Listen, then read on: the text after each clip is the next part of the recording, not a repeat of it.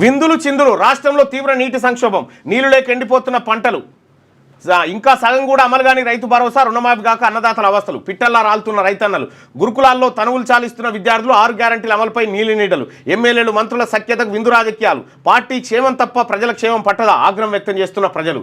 తెలంగాణ ప్రజల పరిస్థితి పెనం మీద నుంచి పొయ్యిలో పడ్డట్టయింది. తమది ప్రజాప్రభుత్వం అని గొప్పలు చెప్పుకుంటున్న కాంగ్రెస్ పాలనలో ప్రజా సమస్యలు పరిష్కారం కావట్లే. రాష్ట్రంలో నీటి సంక్షోభం పడగవిప్పుతుంది. నీళ్లు లేక పంటలు ఎండిపోతున్నాయి. రైతు రుణమాఫీ పూర్తి స్థాయిలో కాక ఇంకా రైతు భరోసా అందక అన్నదాతలు అప్పుల ఊబిలో కూరుకుపోయి తనువు చాలిస్తున్నారు. కాంగ్రెస్ వచ్చాక గురుకులాల్లోని విద్యార్థులు విషారానికి బలి అవుతున్నారు. వీటన్నిటి మీద సమీక్షలు చేసి స్పందించాల్సిన పాలకులు తమ పదవులను కాపాడుకోవడానికే ప్రయత్నిస్తున్నారు. ఎమ్మెల్యేలు మంత్రుల మధ్య గ్యాప్ లేకుండా ఉండేందుకు విందు రాజకీయాలు చేస్తున్నారు. తాము అన్ని బాధల్లో ఉంటే తమ పరిస్థితి గురించి పట్టించుకోకుండా పార్టీని ప్రభుత్వాన్ని కాపాడుకోవడానికి చేస్తున్న రాజకీయాలపై ప్రజలు ఆగ్రహం వ్యక్తం చేస్తున్నారు. పోయిన వర్షాకాలం భారీ స్థాయిలో వర్షాలు కురిసిన దీంతో వాగులు, వంకలు, చెరువులు, ఏర్లు, నదులు పొంగిపొర్లాయి. ఈ మధ్యకాలంలో ఎప్పుడు లేనంత స్థాయిలో నీరు సముద్రం పాలైంది.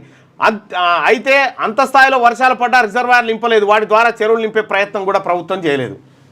ఒకటి మందులు చిందులు ఓ దిక్కు విందులు చిందులు జరుగుతూ ఉన్నాయట. ఇక రాష్ట్ర ప్రభుత్వం అయితే డైలాగులకు తప్ప దేనికి పనికి రాకుంటుంది ముఖ్యమంత్రి గారు ముచ్చట.